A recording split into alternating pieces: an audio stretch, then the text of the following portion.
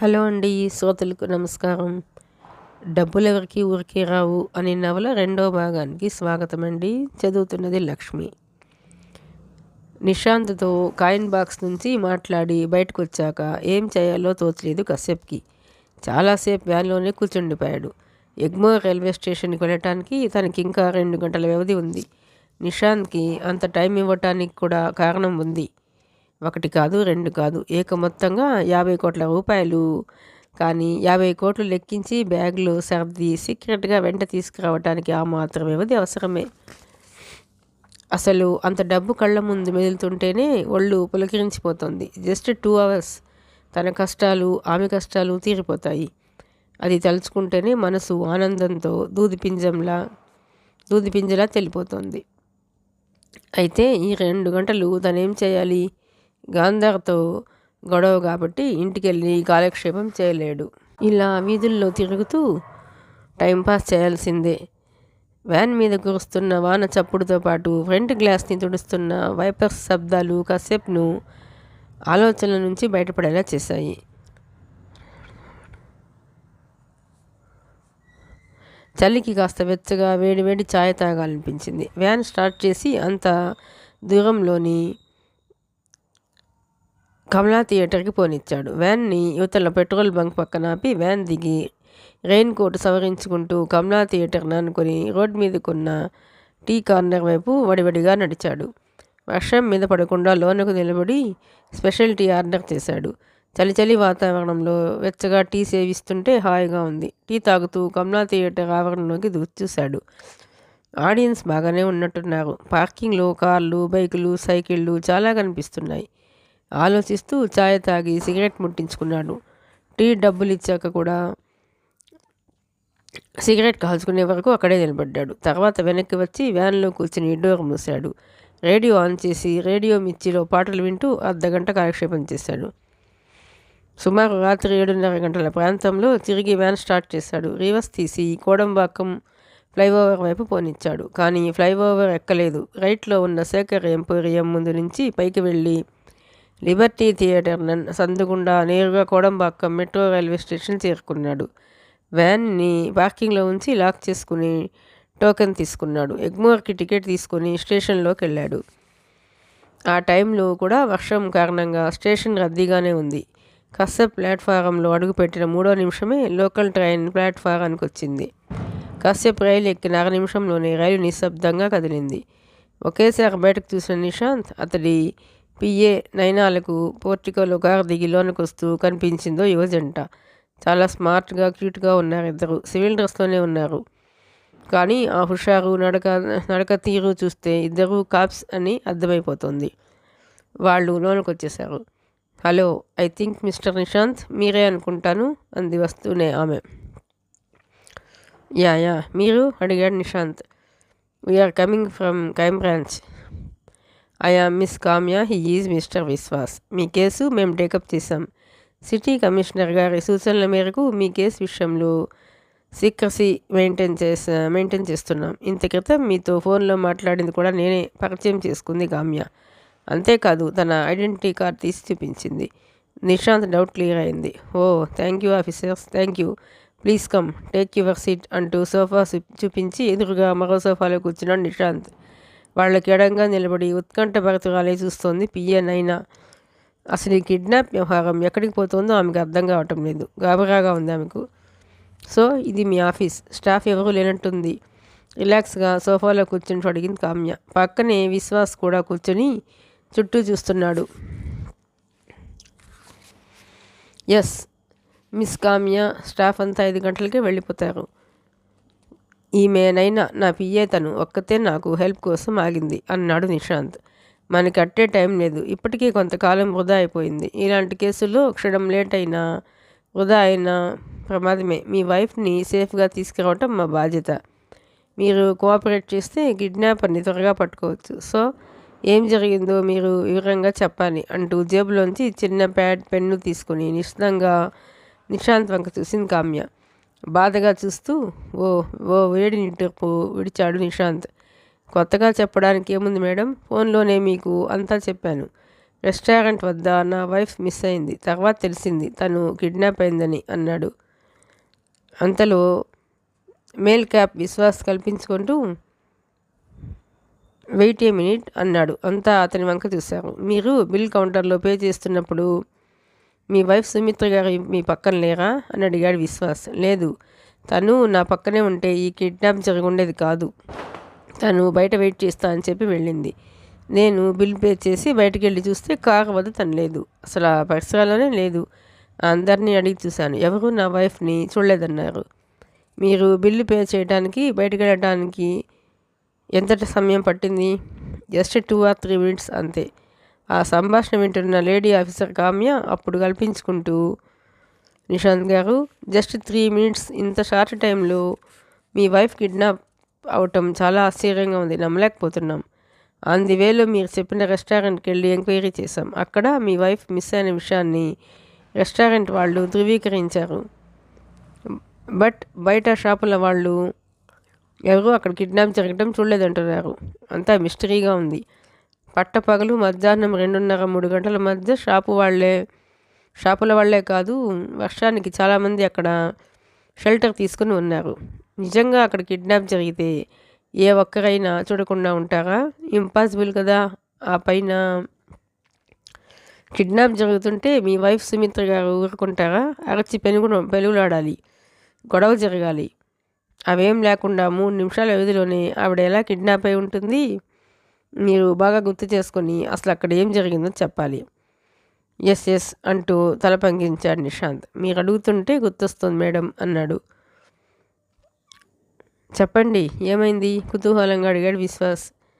నా వైఫ్ బయటకు వెళ్ళింది. నేను బిల్ పే చేస్తున్నాను. ఇంతలో 5-6 ఆటోలు పోర్టికోలోకి వచ్చి ఆగాయి. ఆటోలో దిగిన వాళ్ళు లోనికి వచ్చే వరకు ఆగి నేను గ్లాస్ డోర్ తెరుచుకొని బయటకు వెళ్ళాను. చూస్తే నా వైఫ్ కార్ వద్ద లేదు. బహుశా ఏదో ఒక ఆటోలో ఆమెను కిడ్నాప్ చేసి ఉండొచ్చు అన్నాడు నిశాంత్. అప్పుడైనా ఆమె ప్రతిఘటించి అరవాలి కదా. అసలైన 5 స్టార్ హోటల్ రెస్టారెంట్కి ఆటోలు రావటం ఏంటి అంది కామ్య. 5 స్టార్ హోటల్ రెస్టారెంట్కి ఆటోలు రావటం విచిత్రమే. యు ఆర్ రైట్, బట్ వచ్చాయి.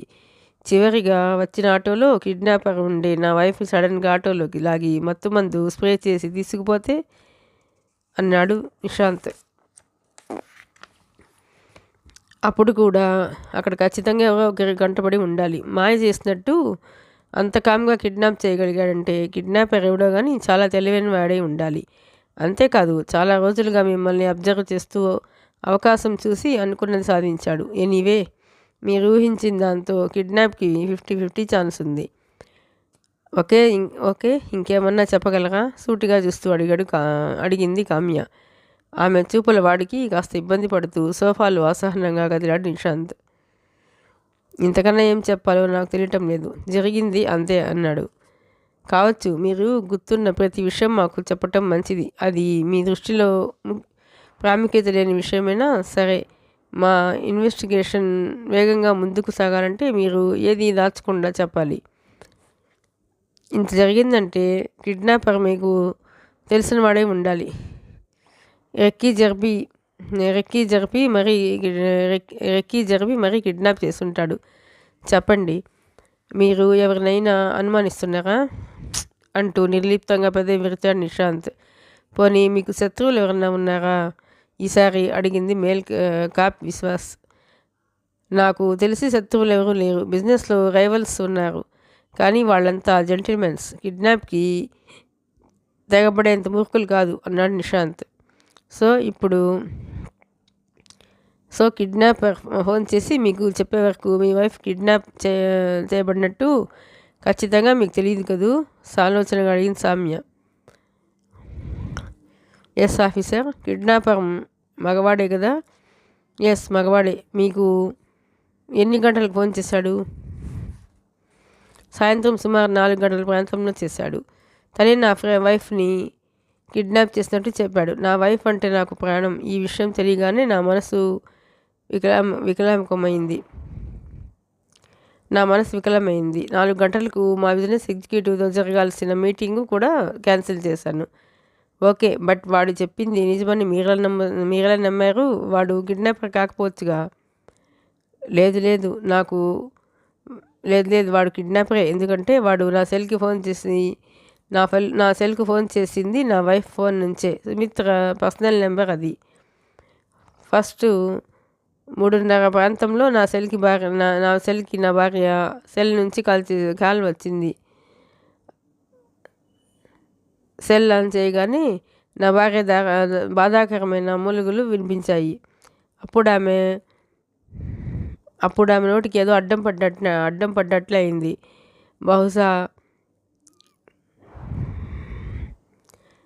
బహుశా అది టేప్ కావచ్చు. కొద్ది క్షణాలకి టేప్ తీసేసినట్లుంది. సెల్ మీ ప్లీజ్ అంటూ ఏడుస్తూ రిక్వెస్ట్ చేసింది నా భార్య. I'm in a horrible condition. I want to come to you అంటూ బోరమంది. అంతే లైన్ కట్ అయింది. అప్పుడు కిడ్నాపర్ ఏం మాట్లాడలేదు. సుమారు 4 గంటల ప్రాంతంలో ఏదో ల్యాండ్ లైన్ నుంచి కిడ్నాపర్ ఫోన్ చేశాడు. అప్పుడే కిడ్నాప్ జరిగిందని నమ్మాను చెప్పాడు నిషాంత్ దుఃఖంతో పుడుకుపోయిన గొంతుతో. కాస్త ఎడంగా నిలబడి వచ్చిన పోలీస్ ఆఫీసర్స్ ఇద్దరు మార్చి అడుగుతున్న ప్రశ్నలు ఓపిగ్గా వాటికి సమాధానాలు ఇస్తున్న తన బాస్ నిషాంత్ మాటలు అంతా వింటూనే ఉంది. పిఏ నైనా అవి వింటుంటే ఒక ప్రశ్న తలెత్తింది ఆమెలో. మేడం, సుమిత్ర గారిని కిడ్నాప్ చేసింది వాడేనని నమ్మటానికి కారణము తన వైఫ్ ఫోన్ నుంచి వాడు ఫోన్ చేయటం అంటున్నాడు కాబట్టి కరెక్టే. కానీ కిడ్నాప్ అయిందని ధృవీకరించడానికి మరో ముఖ్యమైన ఎవిడెన్స్ ఉంది. అవి బాస్ సెల్ ఫోన్లో ఫోటోలు. ఆ ఫోటోలు కూడా బాస్ వైఫ్ సెల్ వాట్సాప్ నుంచి వచ్చినవే. వాటిని వచ్చిన అధికారులు ఇద్దరికీ చూపించవచ్చు. కానీ వాటి గురించే నిషాంత్ మర్చిపోయాడా, లేక అవసరం లేదనుకున్నాడా? గుర్తు చేయాలని నోటి చివరి వరకు వచ్చిన మాటల్ని వెంటనే మింగేసింది నైనా. తన బాస్ నిషాంత్ గురించి తనకు బాగా తెలుసు. ఆయన అడిగిన దానికి మాత్రమే సమాధానం చెప్పాలి. స్వతంత్రించి అడిగినా చెప్పినా విపరీతమైన కోపం వచ్చేస్తుంది. కాబట్టి గుర్తు చేయకుండానే ఉంటే మంచిదని మౌనంగా ఉండిపోయింది. ఈ లోపల కామ్య మరో ప్రశ్న నిషాంత్ను అడగటం గమనించి అటు చూసింది. కిడ్నాపర్ మీకు బాగా తెలిసినవాడు కావచ్చు. అతడి వాయిస్ను మీరేమన్నా గుర్తుపట్టారా అడుగుతోంది. లేదు, నోటికి ఏదో అడ్డం ఉంచుకొని బేస్ వాయిస్లో మాట్లాడినట్టున్నాడు. వినడానికి వికృతంగానూ అసహనంగానూ ఉంది అన్నాడు నిషాంత్. సో కిడ్నాపర్ని తక్కువగా అంచనా వేయలేం. పూర్తిగా జాగ్రత్తలో ఉన్నాడు. మరోసారి ఆలోచించండి. వాడెవడో మీ వల్ల నష్టపోయిన వాడు కావచ్చు. మీ మీద ఏదో కారణంగా కక్ష పెంచుకున్న మీ ఉద్యోగి కావచ్చు. లేదా మీ బ్యాంకుకి బాగా అప్పుపడి వాయిదాలు కట్టలేకపోతున్న వ్యక్తి కావచ్చు. సారీ ఆఫీసర్స్, మీరు చెప్పిన వాళ్ళలో ఎవడో ఒకడు కావచ్చు. కానీ నాకు తెలీదు. నేను బిజినెస్ మ్యాన్ని. నాకు సెల్వం బ్యాంక్తో పాటు ఇతర వ్యాపారాలు చాలా ఉన్నాయి. క్షణం తీరికలేని బిజీ లైఫ్ నాది. సో మీరు చెప్పే వాళ్ళలో ఎవరు నా దృష్టిలో అనుమానితులుగా లేరు. నిషాంత్ గొంతులో ఒకంత నిస్పృహ ధ్వనించింది. సో మీకెవరి మీద అనుమానం లేదు అడిగింది Kamya. Yes, you are right. ఒకసారి అదే ఫస్ట్ టైం మీ వైఫ్ సెల్ నుంచి మీ సెల్కి చేసినప్పుడు మీ భార్య మూలుగులు, ఏడుపులు, అభ్యర్థన. రెండో కాల్ మీ ల్యాండ్లైన్కి వచ్చింది. అప్పుడు కిడ్నాపర్ మాట్లాడి డిమాండ్స్ చెప్పాడు, అంతేనా? అవును, మీరు వచ్చే ముందే ఫోన్ చేసి మాట్లాడాడు. మీ సెల్కే చేశాడా? లేదు, ల్యాండ్లైన్కి చేశాడు. ఏం డిమాండ్ చేశాడు? డబ్బు. ఎంతో చెప్పాడా? 100 కోట్లు చెప్పాడు నిషాంత్. ఓ మై గాడ్, మీరు ఒప్పుకున్నారా? విస్మయంతో అడిగింది కామ్య. నా బ్యాగ్ను రక్షించుకోవడానికి వేరే దారి కనిపించలేదు. అందుకే చివరికి 50 కోట్లకు డీల్ ఓకే చేశాను. 50 కోట్లు ఇచ్చేస్తారా? అవును, ఇచ్చేస్తాను. ఎక్కడికి రమ్మన్నాడు? రాత్రి 9 గంటలకి. అంటే ఇంకో 2 గంటలు మాత్రమే టైం ఉంది. క్యాష్ తీసుకుని ఎగ్మోర్ రైల్వే స్టేషన్కి రమ్మన్నాడు. ఈ విషయం పోలీసులకు చెప్తే నా వైఫ్ని చంపేస్తానన్నాడు. క్యాష్ అందిన గంటలోపే నా భార్య నా ఇంటి వద్ద ఉంటుందని మాటిచ్చాడు. చాలు, డబ్బిచ్చేసి నా వైఫ్ని రక్షించుకుంటాను. ఇక ఈ విషయంలో పోలీసుల జోక్యం అనవసరం అనుకుంటాను. ఇక మీరు బయలుదేరితే నేను వెళ్ళి క్యాష్ రెడీ చేసుకుని ఎగ్మూర్ వెళ్తాను. ఓకే మిస్టర్ నిషాంత్, ఇక మా జోక్యం అనవసరమని మీరు అనుకుంటే మా అభ్యంతరం ఏమీ లేదు. బట్ వాడు డబ్బు తీసుకుని సుమిత్ర గారిని వదలకపోతే ఆమెను అడ్డం ఉంచుకుని ఇంకా ఇంకా అంటూ మరింత డబ్బుని డిమాండ్ చేస్తే కామ్య సందేహం వినగానే మరోసారి ఆలోచన పడ్డాడు నిశాంత్. 30 సెకండ్ల విరామం తర్వాత అందుకు అవకాశం లేకపోలేదు అన్నాడు అంగీకరిస్తూ. చూడండి మిస్టర్ నిశాంత్, ఎలాగూ ఈ కేసులో మేము ఇన్వాల్వ్ అయ్యాం కాబట్టి మధ్యలో వదిలేయలేం. కిడ్నాపర్ని ట్రాప్ చేసి పట్టుకోవడానికి ఇది చక్కటి అవకాశం. మేము చెప్పినట్టు వింటే మీ క్యాష్ మీ దగ్గరే ఉంటుంది, మీ వైఫ్ క్షేమంగా వస్తుంది. ఓకే, ఇప్పుడు నేనేం చేయాలి? చివరికి అడిగాడు నిశాంత్. క్యాష్ తీసుకుని షెడ్యూల్ ప్రకారం మీరు టైంకి ఎగ్మూర్ స్టేషన్కి వెళ్ళండి. మా పోలీసులు సివిల్ డ్రెస్లో జనంలో కలిసిపోయి ప్లాట్ఫామ్ మీద ఉండి అంతా గమనిస్తుంటారు. మొత్తం రైల్వే స్టేషన్ మా సర్వే లైన్స్లో ఉంటుంది. ఆ స్టేషన్లో ఉండే సీసీ కెమెరాలన్నీ సరిగ్గా పనిచేసేలా వెంటనే యాక్షన్ తీసుకుంటాం. మీరు కిడ్నాపర్ చెప్పిన చోట క్యాష్ బ్యాగ్ వదిలి వెనక్కి వచ్చేయండి, అంతే. ఆ బ్యాగ్ని పికప్ చేసుకున్న వాడిని స్పాట్లోనే మా వాళ్ళు పట్టేస్తారు. చివరి క్షణంలో కిడ్నాపర్ ప్రోగ్రామ్ మార్చి తన వెంట మిమ్మల్ని కూడా క్యాష్ బ్యాగ్తో రైలెక్కమనొచ్చు. అలాగని మీరు తొందరపడి రైలు ఎక్కద్దు, వాడి సంగతి మా వాళ్ళు చూసుకుంటారు అంటూ వివరించింది కామ్య. అంతా అర్థమైనట్టు తల పంకించాడు నిశాంత్. ఓకే మేడం, మీరు భరోసా ఇస్తున్నారు కాబట్టి ఇట్స్ ఓకే అన్నాడు. Thank you, done, it's all right, don't worry. ఖచ్చితంగా కిడ్నాపర్ మన ట్రాప్లో పడతాడు. మీ బ్యాంకు నుంచి లోన్లు తీసుకుని వాయిదాలు కట్టలేక కోట్లల్లో బకాయిలు పడ్డ మొండి ఖాతాల జాబితా ఒకటి ఇవ్వండి. మీ కంపెనీలో పనిచేస్తూ సుదీర్ఘకాలంగా ప్రమోషన్ రాని వాళ్ళ లిస్టు కూడా కావాలి. అలాగే మీ కంపెనీలో సస్పెండ్ అయిన వాళ్ళ లిస్టు, డిస్మిస్ అయిన వాళ్ళ లిస్ట్ కూడా కావాలి. రెండోది, మీ వైఫ్ సుమిత్ర గారి ఫోటో ఒకటి కావాలి అడిగింది కామ్య. ఓకే, మా పిఏ నైనా మీకు ఆ లిస్ట్ ఇస్తుంది అంటూ నైనా వంక చూసి ఆ పని చూడమని కళ్ళతోనే ఆర్డర్ వేశాడు. వెంటనే తన క్యాబిన్లోని కంప్యూటర్ వైపు పరిగెత్తింది నైనా. 5 మినిట్స్లో లిస్ట్ మీ చేతుల్లో ఉంటుంది. బట్ ఇది ఆఫీసు, ఇక్కడ నా భార్య ఫోటోలు ఏమీ లేవు. మీ వద్ద ఉండే సెల్ ఫోన్తో కానీ కెమెరాతో కానీ కావాలంటే మీ ఫోటో తీసుకోవచ్చు. అదో నేను నా వైఫ్ తీసుకున్న ఫోటో గోడకు వేలాడుతుంది అంటూ ఎదురుగా హాలు చివరి గోడ వైపు చూపించాడు. అక్కడ చేతికి అందే ఎత్తులోనే 30 అంగుళాల పెద్ద ఫోటో ఫ్రేమ్ వేలాడుతుంది. ఫోటోలో నిశాంత్ పక్కనే ఉంది చిరునవ్వులు చిందిస్తూ సుమిత్ర. విశ్వాస్ వెళ్ళి తన ప్యాకెట్లోని చిన్న కెమెరాతో ఫోటోలు తీసుకుని వచ్చాడు. ఈలోపు నిశాంత్ తన వ్యాలెట్లోంచి తన భార్య కలిసి దిగిన చిన్న ఫోటో ఒకటి కూడా ఇచ్చాడు. మరో 5-6 నిమిషాల్లో నైనా పరుగున వచ్చి బకాయిలు పడ్డ వాళ్ళ లిస్ట్ని కామ్య చేతికి అందించింది. ఓకే అంటూ లిస్ట్ మడిచి జేబులో పెట్టుకుంటూ లేచింది కామ్య. ఇక మేము వెళ్తాం, ఎగ్మూర్ స్టేషన్లో కలుద్దాం. డోంట్ వెరీ మిస్టర్ నిశాంత్, మీ వైఫ్ని సేఫ్గా తీసుకొచ్చే బాధ్యత మాది, బాయ్ అంటూ నిశాంత్కు చెప్పి బయలుదేరింది కామ్య. విశ్వాస్ కామ్యను అనుసరించాడు. పోర్టుకో నుంచి కారు వెళ్ళిపోయే వరకు ఆగి తన పియ్య నైనా వంక తిరిగి చూశాడు నిశాంత్. నైనా, నాకు అట్టే టైం లేదు, ఇంటికి వెళ్తున్నాను, నువ్వు పని చెయ్యి. డ్రైవర్ని పిలిచి ఆఫీస్ మొత్తం క్లోజ్ చేసి తాళాలు వెంట తీసుకుని కారులో ఇంటికి వెళ్ళిపో అన్నాడు. ఓకే బాస్, మీరు మాత్రం జాగ్రత్త, టేక్ కేర్ అంది నైనా. డోంట్ వరీ అంటూ భుజం తట్టి చరచరా పోర్టుకో వైపు అడుగులేశాడు నిశాంత్. అతని వెనకే బయటకు వచ్చిన నైనా కారులో నిశాంత్ వెళ్ళిపోయే వరకు ఆగి వరండా చివర సెక్యూరిటీ వాళ్ళతో కూర్చునున్న ఆఫీస్ డ్రైవర్ని పిలిచింది. జోరుగా శబ్దం చేస్తూ వర్షం కురుస్తూనే ఉంది. ఎగ్మూర్ వెళ్ళటానికి కోడంబాక్కం లోకల్ స్టేషన్లో కాసేపు సిటీ రైలు ఎక్కాడు. చలి వణికిస్తోంది. గాలి విసురులకు చెల్లున వాన నీళ్లు రైల్లో కొడుతున్నాయి. ప్రయాణికులు కొందరు ముడుచుకు కూర్చున్నారు, చాలామంది నిలబడే ఉన్నారు. ఆ వాతావరణానికి అతీతంగా కాసేపు ఆలోచనలు సాగిపోతూనే ఉన్నాయి.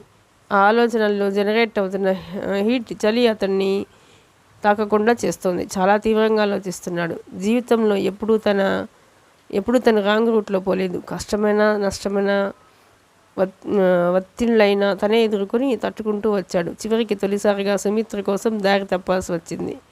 కాదు, తన అప్పుల సమస్యలు సుమిత్ర తెచ్చిన ఆఫర్కి తనను లొంగిపోయేలా చేశాయి. లోకంలో చాలామంది చాలా రకాల తప్పులు చేస్తున్నారు. అవి రొటీన్గా వాళ్ళకి అలవాటైపోయిన పనులు కాబట్టి వాళ్ళకి ఎలాంటి టెన్షన్ ఉండదు.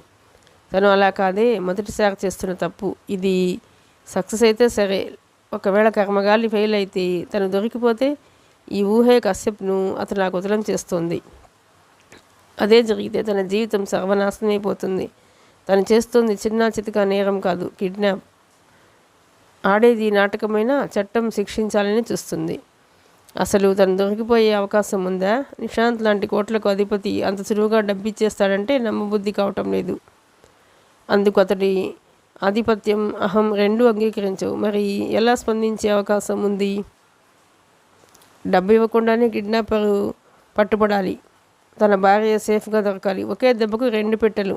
ఎస్, ఈ కోణంలోనే ఆలోచించి ఏదో ప్లాన్ వేసే అవకాశం ఉంది. అలా జరగాలంటే ఒకటి తన మనుషులైనా అరేంజ్ చేసుకోవాలి, లేదా పోలీసుల్ని ఆశ్రయించి వాళ్ళ సాయం తీసుకోవాలి. రెంట్లో ఏది జరిగినా తను పెద్ద ప్రమాదంలో పడినట్టే.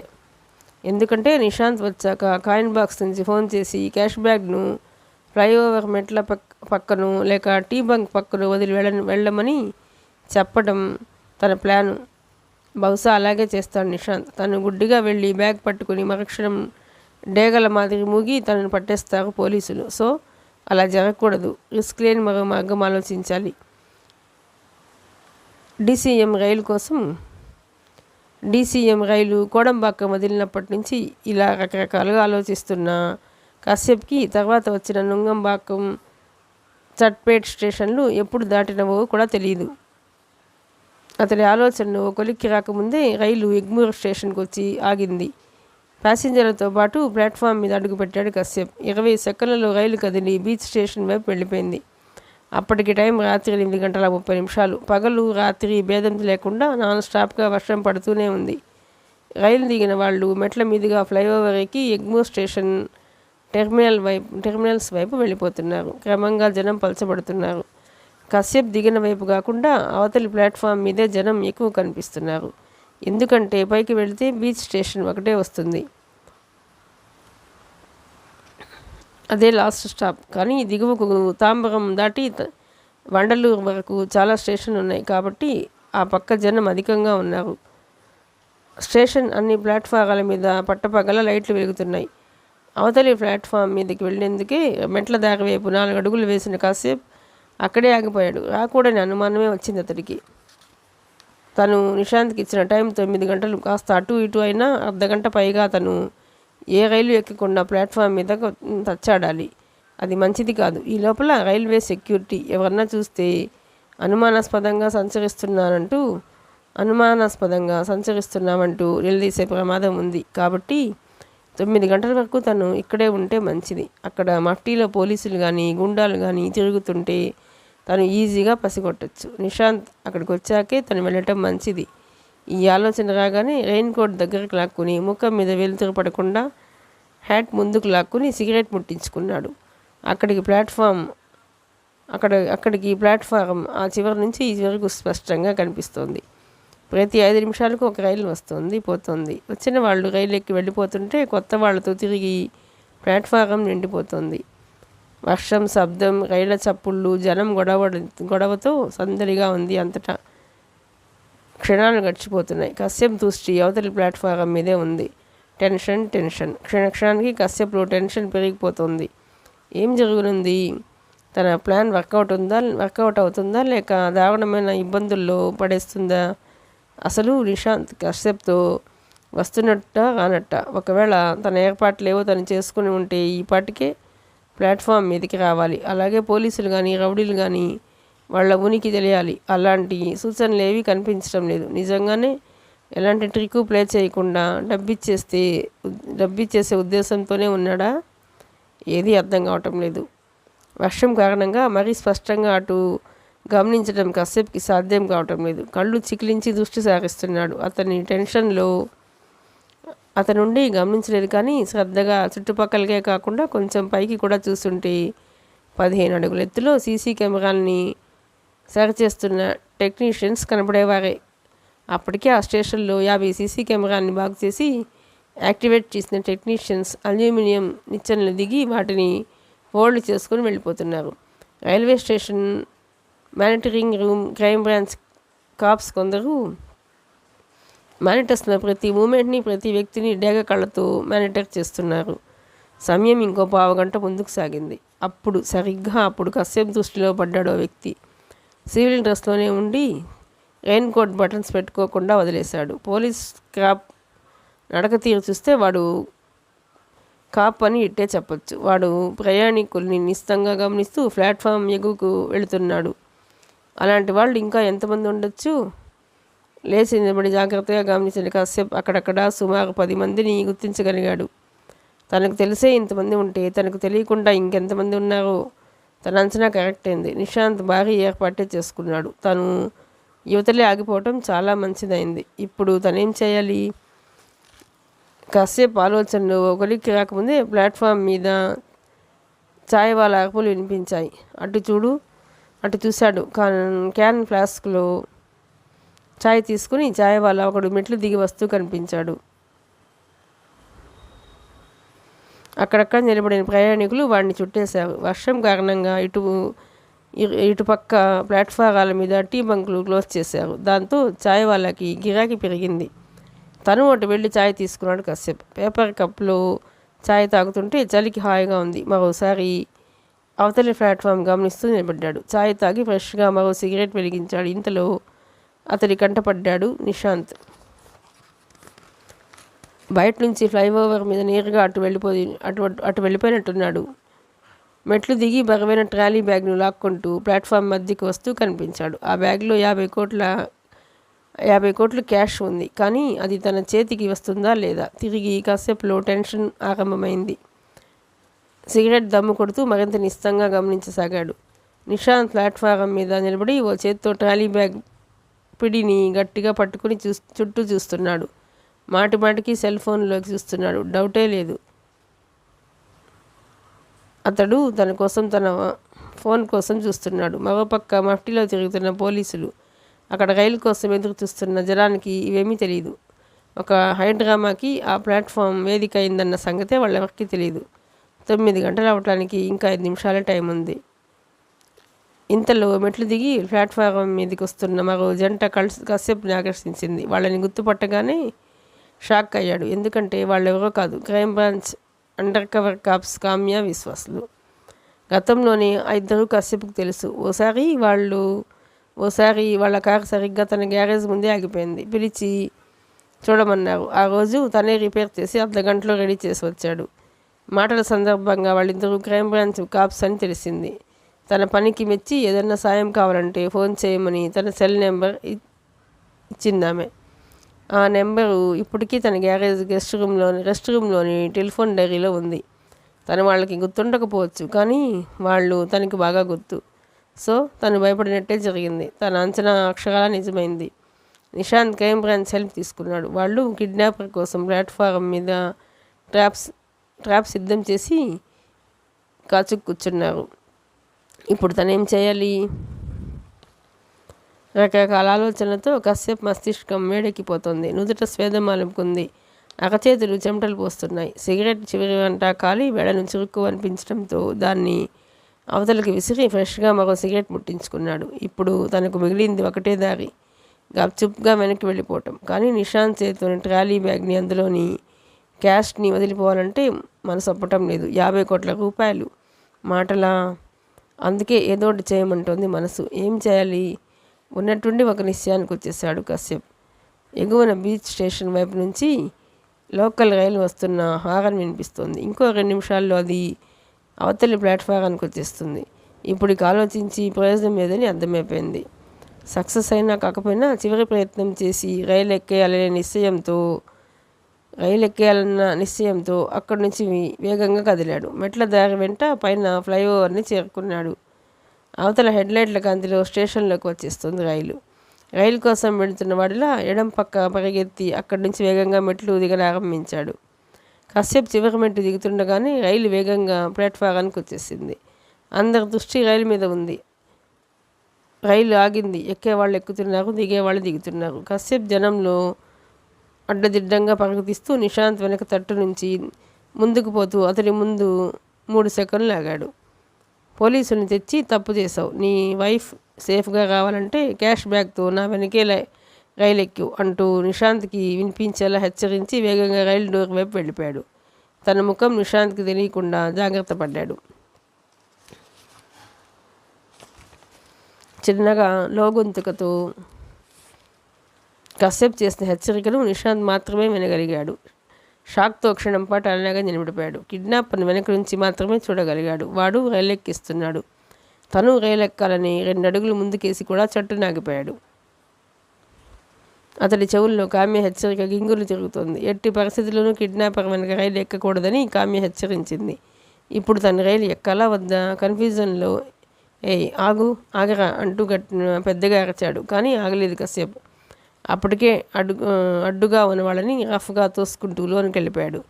అంతా క్షణాల్లో జరిగిపోయింది. అంతలోని రైలు మూవ్ అయింది. ఈ లోపల నిశాంత్ను గమనిస్తున్న కామ్య, విశ్వాసులు ఇద్దరు దగ్గరికి పరిగెత్తుకొచ్చారు. మఫ్టీలోని పోలీసులు వచ్చేశారు. ఈ హడావిడేమిటో అర్థం కాక ప్లాట్ఫామ్ మీద మిగిలిపోయిన వాళ్ళు తెల్లబోయి చూస్తున్నారు. ఏమైంది వస్తూనే అడిగింది కామ్య. వాడు వెళ్ళిపోతున్నాడు మేడం, నన్ను రైలు ఎక్కమని హెచ్చరించి రైలు ఎక్కేశాడు. హీ ఎస్కేప్డ్, ఐఆమ్ హెల్ప్లెస్ అన్నాడు విచారంగా నిశాంత్. అంతా రైలు వంక చూశారు. అది వెళ్ళిపోతోంది. రైలు వేగం అందుకుంది. బోగీలు దాటిపోతున్నాయి. నిశాంత్ మాటలు విన్న 3 పోలీసులు పరిగెత్తి ఇంజన్ పక్క చివరికి బోగిలోకి ఎక్కేశారు. కిడ్నాపర్ని పట్టుకోవాలని ఎక్కారు. కానీ కిడ్నాపర్ ఎలా ఉంటాడో తెలిస్తే కదా పట్టుకోవడానికి. వాళ్ళది వృధా ప్రయాసం తెలుస్తూనే ఉంది. చూస్తుండగానే రైలు వెళ్ళిపోయింది. ఈ లోకల్ రైళ్ళకి 6 కానీ 8 బోగీలు కానీ ఉంటాయి. ఒక బోగీలో సగం ఇంజను ఆక్రమించి ఉంటుంది. అలాంటిది మధ్యలో ఒకటి, ముందు కానీ వెనక కానీ ఒకటి ఉంటుంది. అంటే ఈ రైళ్ళు 2 ఇంజన్లతో నడుస్తాయి. కాబట్టి రైలు ఈ చివరి నుంచి ఆ చివరి వరకు నడవటం వీలు కాదు. మధ్యలో ఇంజన్ ఉంటుంది. పోలీసులు కశ్యప్ ఎక్కిన వైపే చివరి బోగిలో ఎక్కారు. కానీ లోన ఎంత తిరిగినా కిడ్నాపర్ని గుర్తించలేక తర్వాతి స్టేషన్లో దిగి అటు నుంచి వస్తున్న మరో రైల్లో ఎగ్మూర్కి తిరిగి ముఖం పట్టారు. ఈ లోపల కిడ్నాపర్ తప్పించుకుని రైల్లో వెళ్ళిపోయాడు. అది స్పష్టంగా అర్థం కావటంతో ఎక్కడలేని నీరసం వహించి శక్తి లేనట్టు పక్కనున్న సిమెంట్ బెంచి మీద కొలిపడిపోయాడు నిశాంత్. ఆ పరిస్థితిలో కూడా ట్రాలీ బ్యాగ్ పిడిని అతడి చేయి గట్టిగా పట్టుకునే ఉంది. 50 కోట్ల క్యాష్. తల వంచుకుని దీనంగా విచారంగా కూర్చున్న నిశాంత్ను చూస్తూ ఎదురుగా నిలబడిన కామ్య, విశ్వాసులు ముఖాముఖాలు చూసుకున్నారు. చుట్టూ మఫ్టీలో కాపలా ఉన్నారు. అక్కడేం జరుగుతుందో అర్థం కాక ఆశ్చర్యంగా చూస్తున్నారు. ప్లాట్ఫామ్ మీదకి వస్తున్న వాళ్ళు. నిశాంత్కు విపరీతమైన కోపం ముంచుకొస్తోంది. ఆ కోపాన్ని ఎవరి మీద చూపించాలో అర్థం కాక కంట్రోల్ చేసుకుంటున్నాడు. అతడి పరిస్థితి కామ్యకు అర్థమవుతుంది. Mister Nishant, don't worry, kidnapper తప్పించుకోలేడు. ఇవాళ కాకుంటే రేపైనా పట్టుబడక తప్పదు అంటూ నచ్చ చెప్పాలని చూసింది. ఆ మాటతో పుండు మీద కారం చల్లినట్టయి చివ్వున తలెత్తి చూశాడు నిశాంత్. అవును మేడం, వాడు తప్పించుకోలేడు. మీరు ఏదో రోజు వాడిని పట్టుకుంటారు. కానీ ఈ లోపల నా వైఫ్ని చంపి ముక్కలు చేసి పార్సల్ పంపిస్తే చనిపోయిన నా వైఫ్ తిరిగి వస్తుందా? మన కళ్ళ ముందే వాడు తప్పించుకుపోయాడుగా. మీరు ఇంతమంది ఉండి ఏం చేయగలిగారు? ఈ డబ్బు వాడి చేతికి వెళ్ళిపోయి ఉంటే ఇంకో గంటలో నా బ్యాగ్ నా కళ్ళ ముందు ఉండేది. మిమ్మల్ని నమ్ముకొని చెడ్డాను. వాడు ఖచ్చితంగా తనంత పని చేస్తాడు. వెళ్ళగానే నా వైఫ్ని చంపేస్తాడు అంటూ బొంగుకుపోయిన గొంతుతో కళ్ళనీళ్లు పెట్టుకున్నాడు నిశాంత్జీ, మేము కిడ్నాప్ కేసులు చాలా చూసాం. మీరు అనుకున్నట్టు జరగదు. ధైర్యంగా ఉండండి. వాడు మీ వైఫ్ని చంపడు. ఎందుకంటే చంపితే వాడికి ఏమీ రాదు. వాడికి కావాల్సింది డబ్బు, మీ వైఫ్ కాదు అంది కామ్య.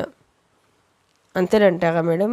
బేలగా చూస్తూ అడిగాడు నిశాంత్. అవును. వాడు ఈ రాత్రికో రేపు మళ్ళీ మీకు ఫోన్ చేసి ఇంకో అవకాశం ఇస్తాడు.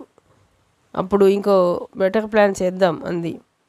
మీ మాట నిజమైతే ఐఎమ్ హ్యాపీ. బట్ ఈసారి మీ హెల్ప్ నాకు అక్కర్లేదు. నేనే వాడు అడిగిన చోట డబ్బిచ్చేసి నా వైఫ్ని విడిపించుకుంటాను. ఓకే, మీ ఇష్టం. ఇప్పుడు నేనేం చేయాలి? ఇప్పుడు చేయగలిగింది ఏమీ లేదు. ఇంటికి వెళ్ళిపోండి. లెట్ us గో అంది అందరినీ చూస్తూ. అటు ఇటు కామ్య, విశ్వాసుల చుట్టూ పోలీసు బలగం మధ్య అక్కడి నుంచి కదిలాడు నిశాంత్. ఎగ్మోర్ స్టేషన్ బయట పార్కింగ్లో ఉంది నిశాంత్ కారు. నిశాంత్ కారు ఎక్కాడు. క్యాష్ బ్యాగ్ పక్కన పెట్టుకున్నాడు. అతడి కారు బయలుదేరి వెళ్ళగానే క్రైమ్ బ్రాంచ్ కాప్స్ అక్కడి నుంచి కదిలారు. ఆఖరి క్షణంలో రైలు ఎక్కి తప్పించుకున్న కశ్యప్ తన వెనకే నిశాంత్ కూడా క్యాష్ బ్యాగ్తో రైలు ఎక్కేస్తాడని ఆశించాడు. కానీ అలా జరగలేదు. దీంతో తన ప్రయత్నం ఫెయిల్ అయింది. డబ్బు అందకపోవడంతో అతనిలో విపరీతమైన నీరసం ఆవహించింది. ఒక సీట్లో కూర్చుని తీవ్రంగా ఆలోచనలో కూరుకుపోయాడు. అతడి ముందు నుంచే కిడ్నాపర్ను గాలిస్తూ మఫ్టీలోని పోలీసులు ముగ్గురు అటు ఇటు బోగీల్లో తిరగటం గమనిస్తూనే ఉన్నాడు. వాళ్ళు తన్ను పట్టుకోలేరని తెలుసు. ఇలాంటి సందర్భాల్లో పోలీసులను చూసి భయపడినా కంగారు పడ్డా దొరికిపోవడం ఖాయం. అతడిలో ఆలోచనలే కానీ తొట్టుపాటు కంగారు ఇలాంటివి ఏమీ లేవు. ఇప్పుడు తనేం చేయాలి? ఏం చేయాలన్నా ముందు జరిగిందంతా ఆమెకు చెప్పాలి. తర్వాత ఏం చేయాలో ఆమె సూచనలు సలహాలు తీసుకోవాలి. ఈ కిడ్నాప్ డ్రామాకి ఈ రాత్రికే తెరపడిపోవాలి. లేదంటే క్రైమ్ బ్రాంచ్ పోలీసులతో చాలా ప్రమాదం. రేపో ఎల్లుండో గెస్ట్ హౌస్ దాకా వచ్చి ఆమెను పట్టుకుంటే తను దొరికిపోతాడు. కాబట్టి ఏం చేస్తే ఈ రాత్రికే జరిగిపోవాలి. అసలు ఎందుకులా జరిగింది తలుచుకుంటేనే ఆశ్చర్యంగా ఉంది. తనంటే ప్రాణం కాబట్టి అడగగానే చెప్పిన చోటుకి డబ్బు తెచ్చి నిశాంత్ ఇచ్చేస్తాడని సుమిత్ర చెప్పింది. తన భర్తకి తనంటే కొండంత ప్రేమని ఆమె ఉద్దేశం. కానీ నిశాంత్ పోలీసుల్ని ఆశ్రయించాడు. ఇలా చేసి ఉండకూడదు, కానీ చేశాడు. పోలీసుల ఇన్వాల్వ్మెంట్తో తన ప్లాన్ తలకిందలైంది. ఆలోచిస్తూనే కోడంబాక్కం స్టేషన్లో రైలు దిగిపోయాడు కశ్యప్. వర్షం అలాగే పడుతుంది. స్టేషన్ బయటకు వస్తూ నిశాంత్కి ఫోన్ చేద్దామనుకుని కూడా ఆ ఉద్దేశాన్ని విరమించుకున్నాడు. ముందు వెళ్ళి ఆమెని కలవాలి. ఈ ఆలోచనతో పార్కింగ్లోని తన వ్యాన్ని తీసుకుని గెస్ట్ హౌస్కి బయలుదేరాడు కశ్యప్. వ్యాన్ నడుపుతున్నాడే కానీ కశ్యప్ మనసులో లేదు. వెళ్ళిన పని సక్సెస్ కాకపోవడంతో అతనిలోని సంతోషమంతా చేత్తో తీసి కూపం నదిలోకి విసిరేసినట్టుంది. ఎక్కడ లేని నీరసం ఆవహించింది. అతని కళ్ళ ముందు ఇంకా నిశాంత్ చేతిలోని ట్రాలీ బ్యాగే మెదులుతోంది. 1 కాదు 2 కాదు 50 కోట్ల క్యాష్, కరెన్సీ కట్టలు. అందులో సుమిత్ర మేడం షేర్ 25 కోట్లు ఆమెకిచ్చేస్తే మిగిలిన తన షేర్ 25 కోట్లు తన జీవితాన్ని లైఫ్ స్టైల్నే మార్చేసేవి. ఎన్ని ఆశలు, ఎన్ని ఊహలు, బ్యాడ్ లక్ అన్నీ పేకమెడల్లా కూలిపోయాయి. ఇప్పుడు మరో ప్రయత్నం చేస్తాడు. కానీ ఆ రెండో ప్రయత్నం కూడా బిడిసి కొడితే అప్పుడు పరిస్థితి ఏమిటి? వైకుంఠపల్లిలో పాము మింగిన పావులా మరింత అడుక్కి దిగజారిపోవలసిందే కదా. అసలే ఆ క్రైమ్ బ్రాంచ్ పోలీసులు ఆవులిస్తే పేగులు లెక్క పెడతారు.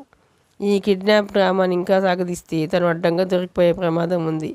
ఇదే జరిగితే ఎవరికి నష్టం? నిస్సందేహంగా తనకే నష్టం. ఎందుకంటే నిజంగానే మొత్తం నేరం తన మీద రుద్ది కిడ్నాపర్గా పోలీసులకు అప్పగించి హ్యాపీగా మొగుడు నిశాంత్ చెంతకెళ్ళిపోతుంది సుమిత్ర. అంతేగాని నేరానికి బాధ్యత తను వహించి కశ్యప్ అనే అమాయకుడిని కాపాడాలని చూడదు. ఆత్మరక్షణలో ఆడవాళ్ళని మించిన వాళ్ళు లేరు.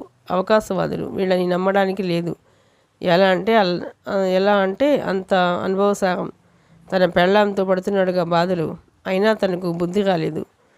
అదే విచిత్రం. డబ్బాస బుద్ధిని జడిపేస్తుంది. ఏది ఏమైనా సుమిత్రతో నెక్స్ట్ ఏం చేయాలనేది పూర్తిగా చర్చించకుండా తను ముందుకు సాగలేడు. వ్యాన్ నడుపుతూనే పరపర విధాలుగా ఆలోచిస్తున్నాడు కశ్యప్. వర్షం కారణంగా రోడ్ల వెంట ట్రాఫిక్ బాగా పలచబడిపోయింది. పక్క రోడ్లకు తిరిగేసరికి వీధులన్నీ నిర్మానుష్యంగా ఉన్నాయి. వ్యాన్ గెస్ట్ హౌస్ ఉన్న గది వీధిలోకి తిరిగేసరికి రాత్రి సరిగ్గా 9:45. ఆకాశానికి పిచ్చి పట్టిందా అన్నట్టు ఎడతెరపి ఇవ్వకుండా జోరువాన అలాగే పడుతుంది. చాలా వీధులు జలమయమయ్యాయి. గెస్ట్ హౌస్ ఉన్న వీధితో పాటు చుట్టుపక్కల వీధుల్లో కూడా అనేక చెట్ల అడుగులోతు నీరు నిలిచి ప్రవహిస్తోంది. ఓ పక్క వాన, మరో పక్క చలి కారణంగా అప్పటికే వీధుల్లో జనసంచారం నిలిచిపోయింది. అనేక ఇళ్లలో లైట్లు కూడా వెలగటం లేదు. నేరుగా గెస్ట్ హౌస్ గేటు ముందు వ్యాన్ ఆపాడు కశ్యప్.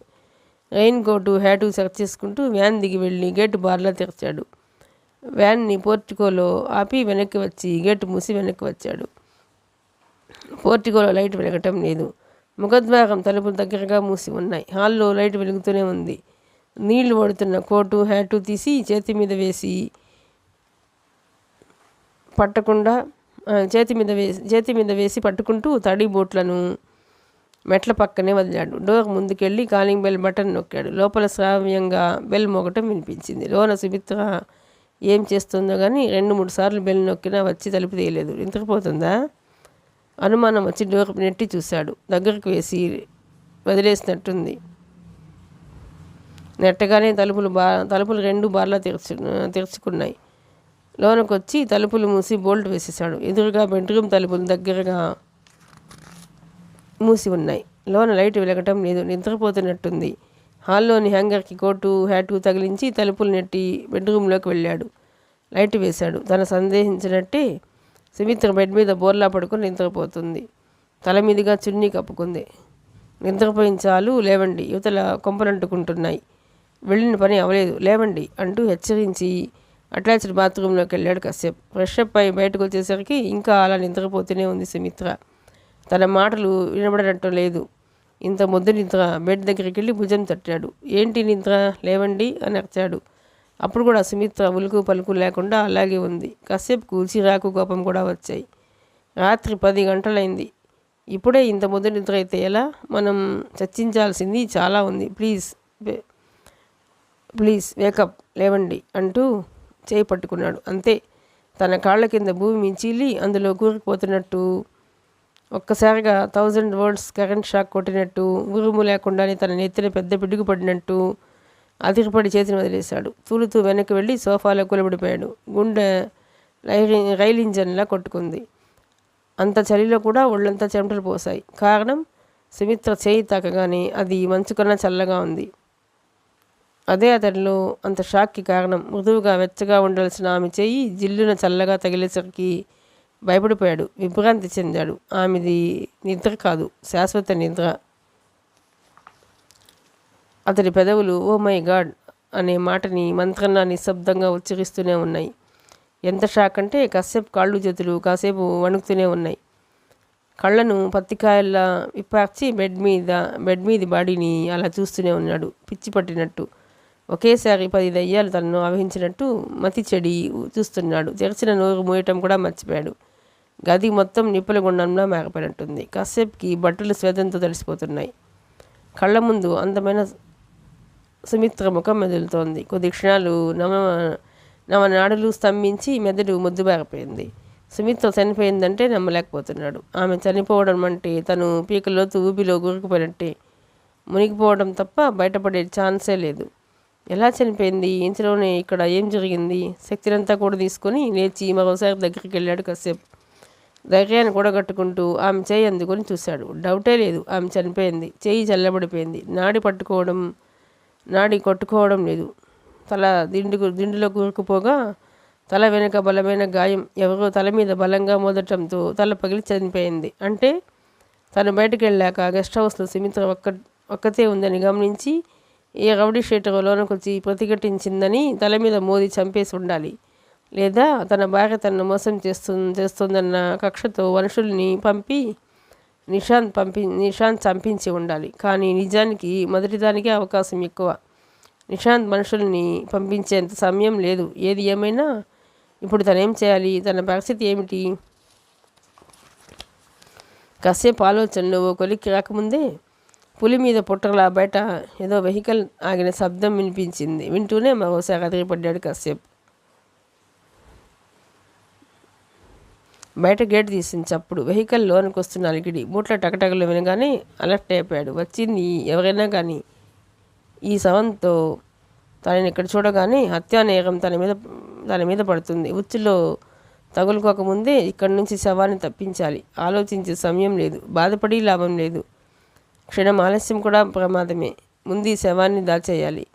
వేగంగా బెడ్షీట్తో సహా సుమిత్ర మేడం శవాన్ని కింద కార్పెట్ మీదకి లాగేశాడు. కార్పెట్ మీద అడ్డంగా ఉంచి చాప చుట్టినట్టు కార్పెట్ని గుండ్రంగా దొర్లించి చుట్టేశాడు. కార్పెట్లో ఉన్న శవం ఉండిపోయింది. తలుపు మీద దబదబా చప్పుడేసరికి కార్పెట్ను డబుల్ కాట్ కిందకు తోసేసి మరో బెడ్షీట్ను బెడ్ మీద పరిచి కార్పెట్ కనబడకుండా బెడ్షీట్ను కిందకు లాగాడు. ఈ లోపల బయట తలుపుల మీద దబదబా చప్పుడు. ఇంట్లో ఎవరు? తలుపు తెరవండి, పోలీస్ హియర్ అంటూ తమిళం ఇంగ్లీషులో అరుపులు వినిపించాయి.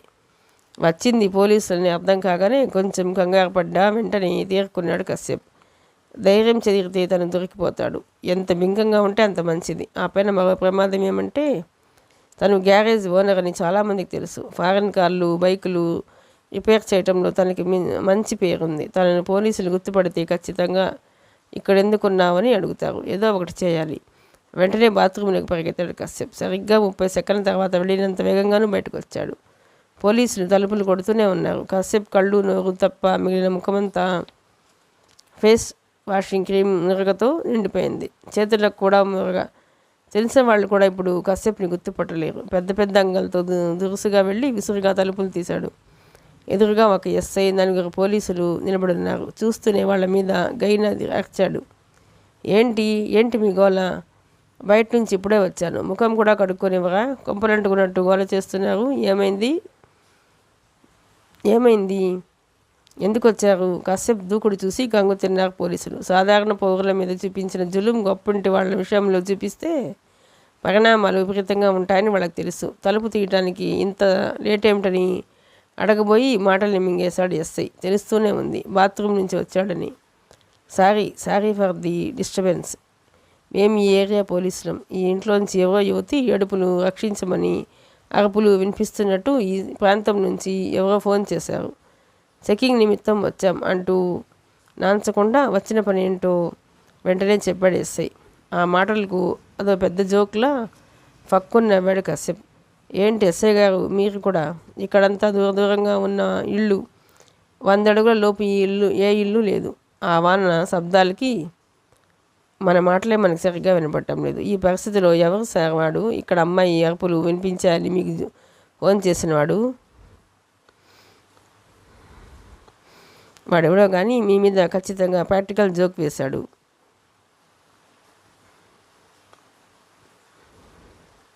లేదా అడ్రస్ రాంగ్ అయి ఉండాలి. డౌట్ ఎందుకు, రండి లోనికి వచ్చి చెక్ చేసుకోండి అంటూ పక్కకు తప్పుకున్నాడు. పోలీసులు లోనికి వచ్చారు. అంతా గాలించారు. హాల్లో కానీ బాత్రూమ్స్లో కానీ ఎవరూ లేరు. అటు చూడండి, హ్యాంగర్కు తగిలించిన నా రెయిన్ కోట్ నుంచి ఇంకా నీళ్లు ఓడుతున్నాయి. వ్యాన్ దిగి గేటు వేసి వచ్చేలోగా అది తడిసిపోయింది. నేను వచ్చి బాత్రూమ్కి వెళ్ళాను, మీరు వచ్చారు. పోలీసులకు ఆలోచించే వ్యవధి కూడా ఇవ్వకుండా మాటలతో మభ్యపెట్టేశాడు. ఎస్ఐతో పాటు పోలీసులు కూడా కశ్యప్ మాటలు నమ్మేశాడు. సారీ సార్, చూస్తుంటే ఇది ప్రాక్టికల్ జోక్ లాగే ఉంది.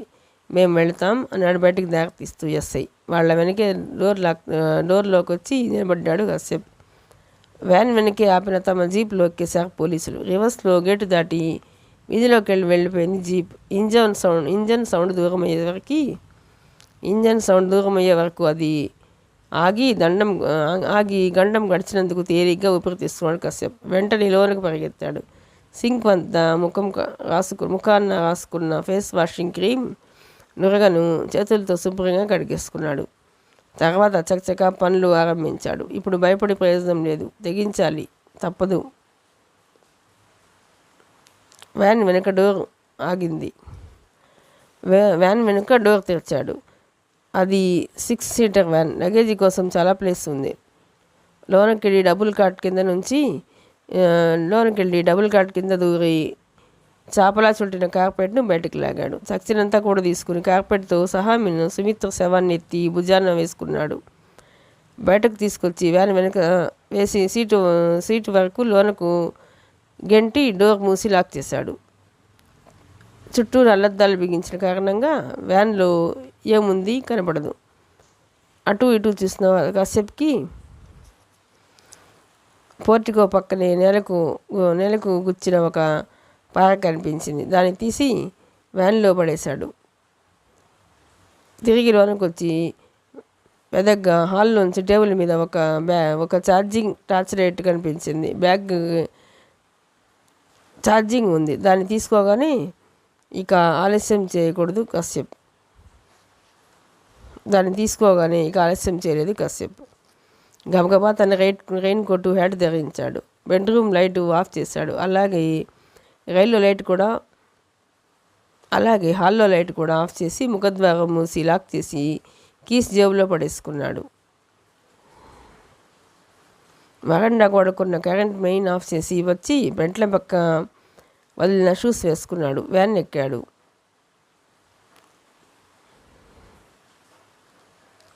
అప్పుడు చీకటి గుహలా ఉంది గెస్ట్ హౌస్. తనకు సంబంధించిన గుర్తులేమీ లోన వదలలేదన్న నమ్మకం ఉంది. వ్యాన్ ముందుకు దూకించాడు. గెస్ట్ హౌస్ నుంచి బయలుదేరిన కాసేపుకి నుంగంబాకం హైవే ఎక్కిన తర్వాత కానీ గుండెలు కుదుటపడలేదు. అప్పటికే టైం 10-20 కావస్తుంది. దేవుడి దయ వల్ల ఉచ్చులో తగులుకోకుండా బయటపడగలిగాడు. ఇక మిగిలింది శవాన్ని వదిలించుకోవటం. హెడ్లైట్ కాంతిలో చుట్టూ సూదుల్లా కాలుతున్న తన నీటిని స్పష్టంగా చూస్తున్నాడు. హైవేలో కూడా ట్రాఫిక్ చాలా తగ్గిపోయింది. అయినప్పటికీ శవాన్ని వ్యాన్లో ఉంచుకొని ఎక్కువసేపు సిటీలో తిరగటం మంచిది కాదు. అలాగని క్యాపెట్తో సహా శవాన్ని గల్లంతు చేయటం తప్ప మరో మార్గం లేదు. దానికి సిటీ అనుకూలం కాదు. సిటీ బయట ఏదో నిర్జన ప్రాంతంలో పాతి పెట్టేయాలి. వ్యాన్ నడుపుతూనే పరపర విధాలు ఆలోచిస్తున్న కశ్యప్కి ఉన్నట్టుండి ఒక విషయం గుర్తొచ్చి ఉలికిపడేలా చేసింది. అది సుమిత్ర స్మార్ట్ ఫోన్. గుర్తుకు వచ్చిన మరుక్షణం సర్వన వ్యాన్ రోడ్ సైడ్కి తీసి ఆపేశాడు. అన్నీ గుర్తున్నాయి. ఫోన్ సంగతి ఎందుకు మర్చిపెడతాను? సుమిత్ర పక్కనే బెడ్ మీద ఉండాల్సిన ఫోన్ ఏమైంది? బెడ్ మీద ఏ పక్కనో ఉందా? ఉంటే ఇబ్బందే. ఎందుకంటే రేపు ఎవరైనా లోన వెళ్ళినప్పుడు ఆ ఫోన్ దొరికితే ఖచ్చితంగా సుమిత్ర గెస్ట్ హౌస్కి వచ్చినట్టు తెలిసిపోతుంది. మిస్ అయిన ఫోన్ అక్కడ దొరికినట్టే పోలీసులకు తెలిస్తే తీగలాగుతారు. తన వరకు వచ్చే ప్రమాదం ఉంది. అలాగని మరోసారి వెనక్కి గెస్ట్ హౌస్కి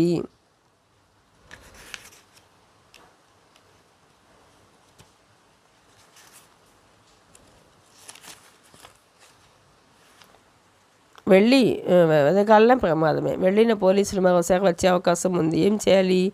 ఆలోచిస్తే తన ఆలోచన కరెక్ట్ కాదేమో అనిపించింది. సుమిత్రని చంపినవాడే ఆ ఫోన్ని ఎందుకు పట్టుకెళ్ళి ఉండకూడదు? ఎస్, అదే జరిగి ఉంటుంది. అందుకే ఫోన్ తనకంటూ పడలేదు. మరోసారి వెనక్కి వెళ్ళి ట్రబుల్ని ఫేస్ చేయలేడు. తనకు తానే సమాధానం పరుచుకున్నాడు. భయాన్ని వదిలి ధైర్యం వహించాడు. తిరిగి వ్యాన్ని ముందుకు పోనిచ్చాడు. టెన్షన్ తట్టుకోవడం చాలా కష్టంగా ఉంది. ఎముకలు కొరికే చలి వేరే. మరోపక్క అందమైన సుమిత్ర కళ్ళ ముందే కదలాడుతోంది. అంతటి అందాల రాసి ఇంతలోనే శవంగా మారిపోవటం చాలా బాధ కలిగిస్తుంది. అతనికి తెలియకుండానే కళ్ళు వర్షించాయి. వేదనతో గుండెలు బరివెక్కిపోయాయి. దారిలో ఒక వైన్ షాప్కి యువతలుగా వ్యాన్ ఆపి దిగాడు. వానలో రెయిన్ కోటు హ్యాట్తో తడుస్తూనే వైన్ షాప్లోకి వెళ్ళి ఒక ఫుల్ బాటిల్ విస్కీ తీసుకున్నాడు.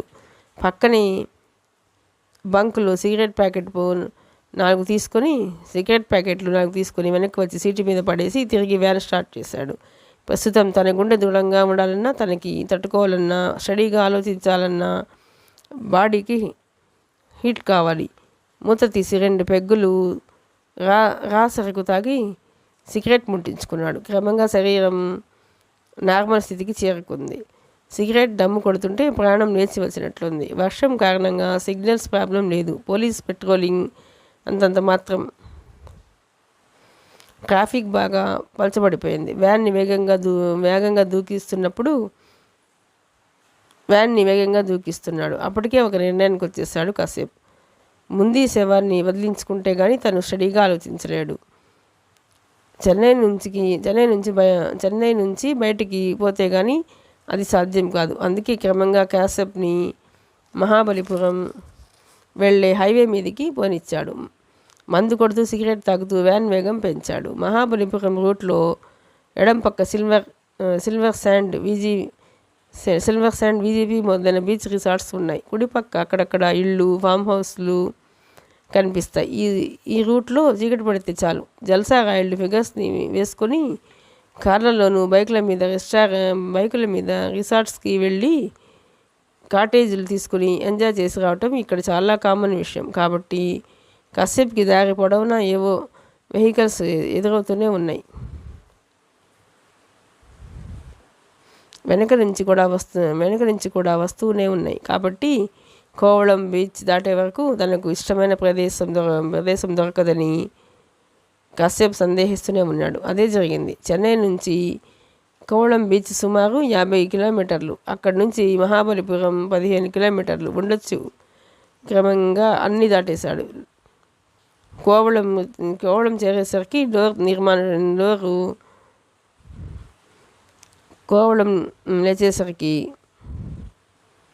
కోవళం చేరేసరికి ఇక డోర్ నిర్మానుష్యమైపోయి ఎటు చూసినా చీకటి వర్షం. అప్పటికే రాత్రి 12 గంటలు దాకా వస్తుంది.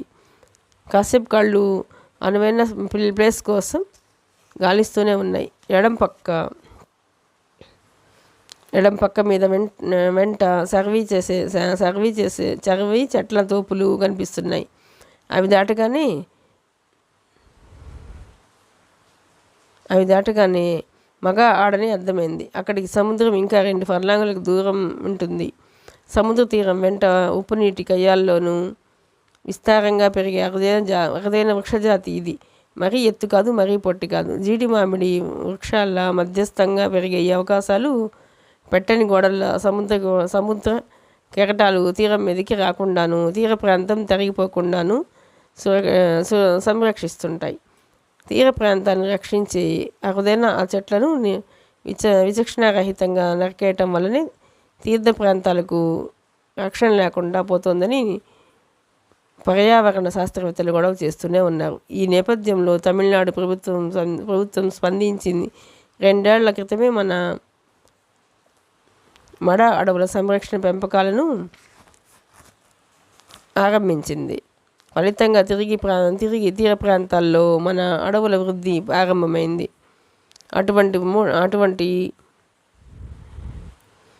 అటువంటి మడా వృక్షాల అటవీ ప్రాంతాన్ని చూడగానే వ్యాన్ స్లో చేశాడు కశ్యప్. తను ఆగిన చోటుకు ముందు కానీ వెనుక కానీ వాహనాలు ఏవి వస్తున్న జాడలేదు. రోడ్డుకి ఎడం వైపు దిగువన 306 నెంబర్తో ఎత్తైన సిమెంట్ స్తంభం ఉంది. హై టెన్షన్ కరెంట్ తీగలు ఆ స్తంభం మీదుగానే వెళుతున్నాయి. వ్యాన్ను లెఫ్ట్కి కోసి ఆ స్తంభం పక్కన స్ట్రైట్గా లోనకు పోనిచ్చాడు. నేలంతా ఇసుక, ఎర్రటి బురద, మన్ను, దానికి ఆకులు, రాలిన ఆకులు, కొమ్మలతో కనబడుతోంది. రేపు ఎవరైనా ఇటు వచ్చిన వ్యాన్ టైర్లు గుర్తు కనిపించే అవకాశం లేదు. వర్షానికి చెదిరిపోతాయి. మడా వృక్షాల మధ్య శవాన్ని పూడ్చడానికి అనువైన చోటు కోసం గాలిస్తూ అలా ముందుకు పోతూనే ఉన్నాడు. రోడ్డు నుంచి ఫర్లాంగ్ దూరం లోపల వెళ్ళాక ఒక చోట్లో వ్యాన్ ఆపాడు.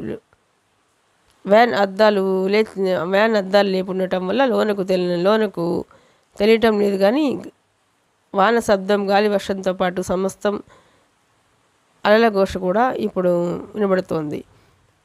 వ్యాన్ హెడ్లైట్లు ఆఫ్ చేసి చీకట్లో కాసేపు అలాగే కూర్చునిపోయాడు.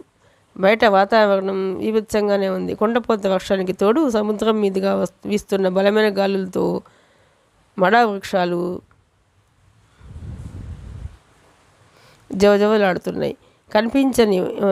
కనిపించని దయ్యాలేవో మడా చెట్ల కొమ్మలకు వేలాడుతూ ఊపేస్తున్నట్టు విపరీతంగా ఊగిపోతున్నాయి. మనిషి అన్నవాడు కనిపించిన ఆ ప్రాంతాన్ని చూస్తుంటే గుండెలు దడలాడుతున్నాయి. నగనగాన భయం ఆవేస్తోంది. ఇక్కడ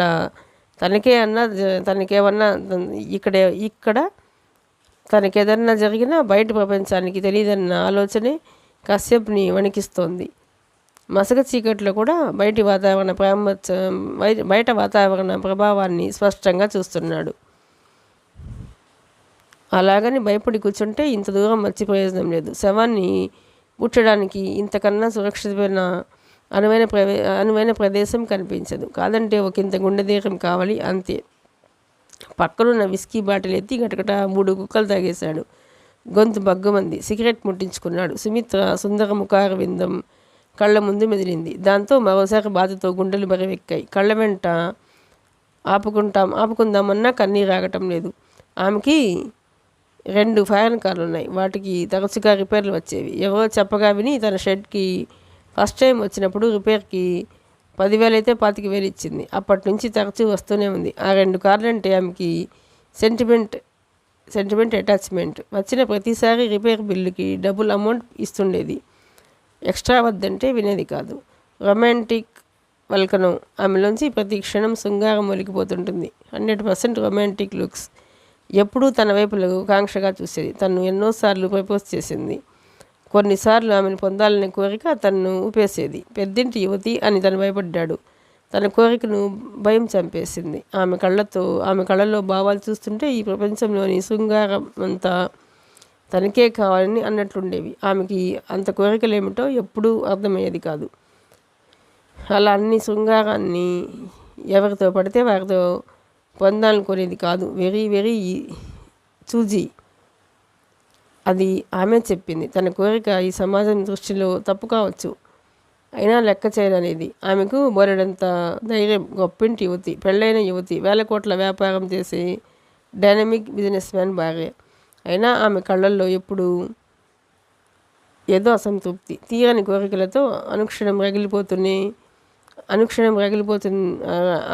రగిలిపోతుండే మొగలి పొదల అనిపించేది. మనిషిలో కోరికలు ఉండవచ్చు,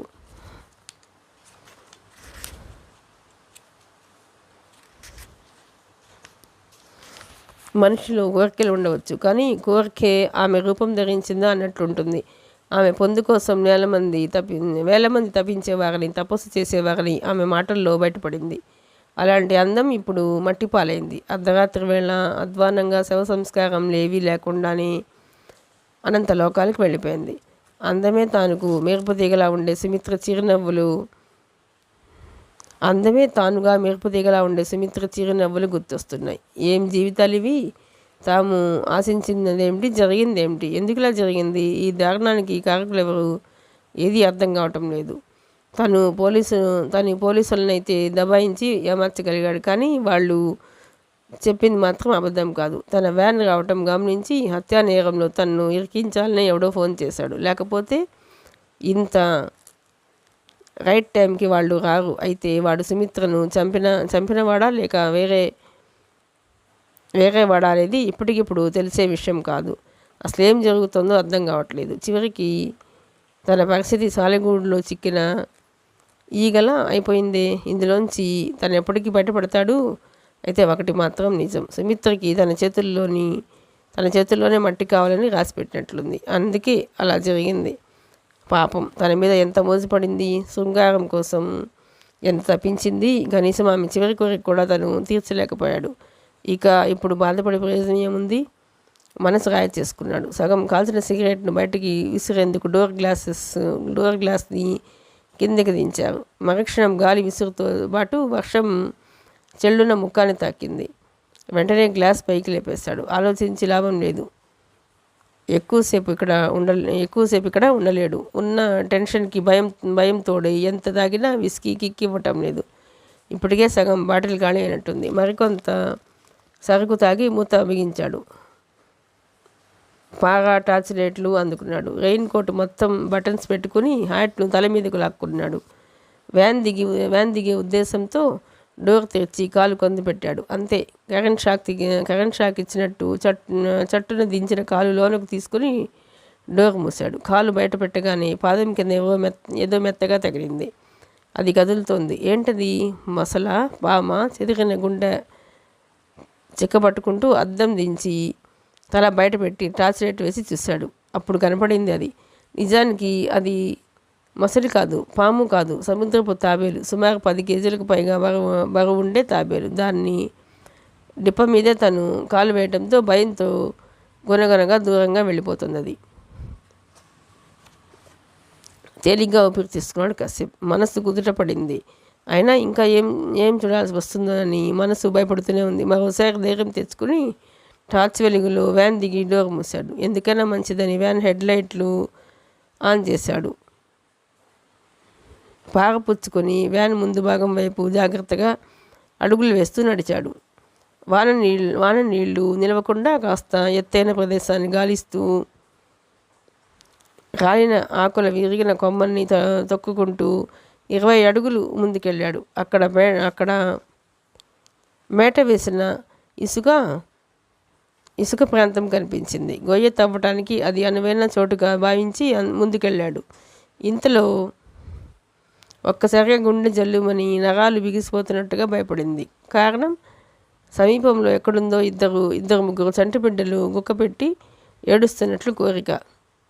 మారి మారి రోదనలు వినిపిస్తూనే ఉన్నాయి. అచేతనంగా అలాగే కొద్దిసేపు నిలబడిపోయాడు కశ్యప్. అంతలో తనకు తనే ధైర్యం తెచ్చుకుని రిలాక్స్ అయ్యాడు. తను గ్రామం వెళ్ళినప్పటి సుఖశాంతులు గుర్తుకొచ్చింది. రాత్రిపూట పిల్లలు వరిస్తే ఇలాగే చంటి అరపుల్లా ఉంటాయి. ఇలాగే చంటి బిడ్డ అరపుల్లా ఉంటాయి. ఇది తెలియని వాళ్ళు ఆ అరపులకు భయపడి బేజారైపోతారు. మడ అడవిలో సంతరించి జంగు పిల్లల అరపులవి. గుండె చిక్కబట్టుకుని ముందుకెళ్ళాడు. దగ్గరలో సముద్ర కిరటాల గుహోరు, చెట్ల కొమ్మల వెంట ఈలలు వేస్తున్న గాలి, జోరున వాన, వణుకు పుట్టించే చలి. ఒకచోట పారను ఇసుకలోకి దించాడు. చప్పుడు వింటూనే రాలిన ఆకుల కింద నుంచి సర్రున బయటకు వచ్చింది నల్ల త్రాచు ఒకటి. దాన్ని చూడగానే ఎగిరి వెనక్కి దూకాడు కశ్యప్. పైకి లేచి పడగ విప్పి తననే చూస్తూ ఆడుతున్న పామును చూడగానే కోపం ముంచుకొచ్చింది కశ్యప్కి. షాకుల మీద షాకులు తట్టుకోలేకపోతున్నాడు. పారతో బలంగా పాము తల మీద మోదాడు. అంతే, దెబ్బ నుంచి తప్పించుకున్న నల్ల త్రాచు కనబడకుండా చీకట్లోకి ఎటో వెళ్ళిపోయింది. ఇక అక్కడ చెత్తంతా పక్కకు లాగి తవ్వటం ఆరంభించాడు. అతడు ఆ పనిలో ఉండగానే చెట్ల కొమ్మలు విరిగి పడుతున్నాయి. ఆకులు రాలుతున్నాయి. ఏవేవో గుండెల్ని పిండే శబ్దాలు వినిపిస్తున్నాయి. నిర్వికారంగా ఇక వేటిని లెక్క చేయకుండా ఇసుకను తవ్విపోస్తూనే ఉన్నాడు కశ్యప్.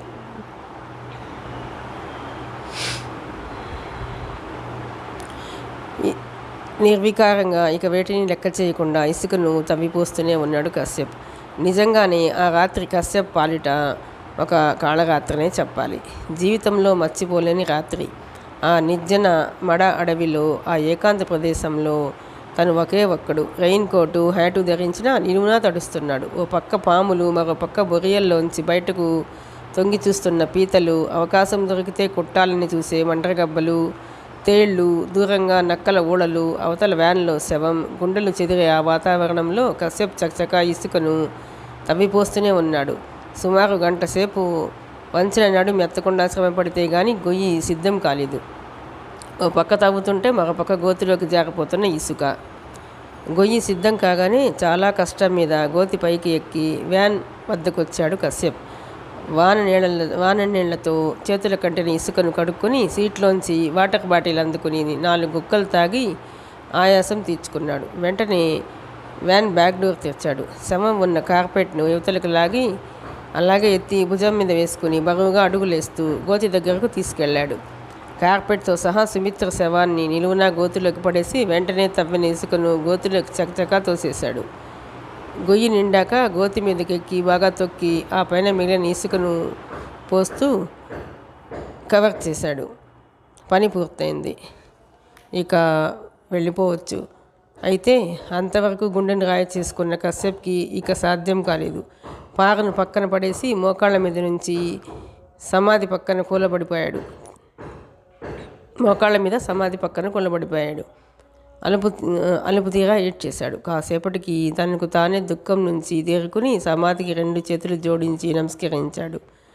నన్ను క్షమించండి. మిమ్మల్ని ఇలా అనాథ శవంలా పాతి పెట్టాల్సి వచ్చినందుకు బాధగా ఉంది. కానీ తప్పదు. ఒక్కటి మాత్రం నిజం. మీ ప్రాణాలు తీసిన వాడి గురించి చిన్న క్లూ దొరికినా చాలు, వాడిని ప్రాణాలతో వదలను. అలాగని మాటిస్తున్నాను. మీ ఆత్మకు శాంతి కలగాలని దైవాన్ని వేడుకుంటాను అంటూ లేచాడు. మడా చెట్ల నుంచి కొన్ని కొమ్మలు విరిచి సమాధి పైన పరిచాడు. వ్యాన్ వద్దకొచ్చి పారను వాన నీటిలోనే కడిగి వ్యాన్లో పడేశాడు. టార్చ్ లైట్ తెచ్చి సీట్లో పడేసి స్టీరింగ్ వెనక కూర్చుని డోర్ మూశాడు. విస్కీ బాటిల్ ఎత్తి 2 గుక్కలు తాగి మూత బిగించాడు. తల తిప్పి హైవే వంక చూశాడు. ఎగువ నుంచి ఏదో వెహికల్ మహాబలిపురం వైపు దూసుకొస్తూ కనిపించింది. అది కనుమరుగయ్యే వరకు ఆగి వ్యాన్ స్టార్ట్ చేసి హెడ్లైట్లు ఆన్ చేశాడు. చివరిసారిగా సమాధి వంక చూశాడు.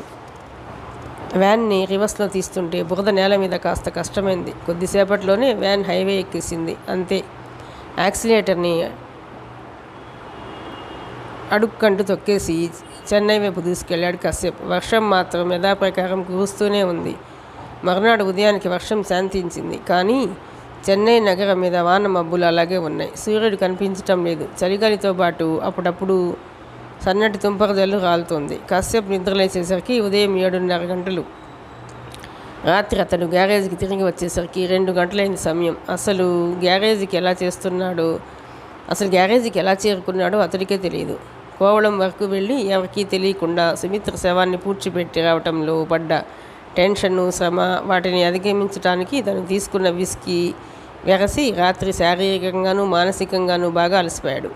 సగం విస్కీ బాటిల్ ఖాళీ అయిపోయింది. ఆ మత్తులోనే గ్యారేజ్కి చేరుకున్నాడు. వ్యాన్ లోన పెట్టి లోపలి పక్క గ్యారేజ్ డోర్స్ తాళం వేశాడు. రెస్ట్ రూమ్ తాళం తీసి లోనికి వెళ్ళాడు. వంటి మీది తడిసిన బట్టలన్నీ విప్పి హ్యాంగర్కు వేసి లుంగీ కట్టుకోవటం వరకే గుర్తుంది. అంతే. ఇలా మంచం మీద పడ్డాడో లేదో అలా నిద్ర పట్టేసింది. మర్నాడు ఉదయం 7:30 గంటలకు లేచిన కశ్యప్ కాసేపు అలాగే కూర్చుండిపోయాడు. తలంతా దిమ్ముగా ఉంది. హ్యాంగోవర్తో తల పట్టేసినట్టుంది. నిన్న సాయంకాలం వర్షంలో సుమిత్ర తన గ్యారేజ్కి వచ్చినప్పటి నుంచి ఆ తర్వాత పరిణామాలన్నీ కళ్ళ ముందు గిర్రున తిరుగుతున్నాయి. శవాన్ని పాతిపెట్టి రాత్రి తను గ్యారేజ్కి తిరిగి వచ్చేసరికి 2 గంటలైన సమయం. అయితే ఇది ఇంతటితో అయిపోలేదు. ముందు తన మీద ఎవరికి అనుమానాలు పడచొప్పకుండా తీసుకోవాల్సిన జాగ్రత్తలు చాలా ఉన్నాయి. ఆ విషయం గుర్తురాగానే వెంటనే లేచాడు కశ్యప్. రాత్రి తను విడిచిన రెయిన్ కోటు, ప్యాంటు, షర్ట్లోని పేపర్లు, వ్యాలెట్ అన్నీ తీసి సూట్ కేసులో పడేశాడు. నెలాళ్ల క్రితం ఓసారి తన వైఫ్ గాంధారతో జరిగిన సంఘర్షణలో అలిగి ఒక సూట్ కేసులో 5-6 జతల బట్టలు అవి తీసుకుని వచ్చేసి రెస్ట్ రూమ్లో ఉంచాడు. ఇప్పుడు అవి ఉపయోగపడుతున్నాయి. విడిచిన బట్టలన్నీ బయటకు తెచ్చి ఒక బకెట్ నీళ్ళల్లో సర్ఫ్ కలిపి నానబెట్టాడు. తను బాత్రూమ్కి వెళ్ళి షాంపూతో తలస్నానం చేసి వచ్చాడు. అయినా హ్యాంగ్ ఓవర్ తగ్గలేదు. ఆకలి వేరే. రెస్ట్ రూమ్లోకి వచ్చి 2 పెగ్గులు వాటర్తో తాగి సిగరెట్ వెలిగించాడు.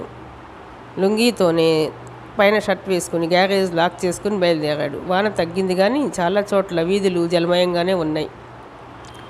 తన వద్ద పనిచేస్తున్న కుర్రాళ్ళు 3 9 గంటల తర్వాత కానీ గ్యారేజ్కి రారు.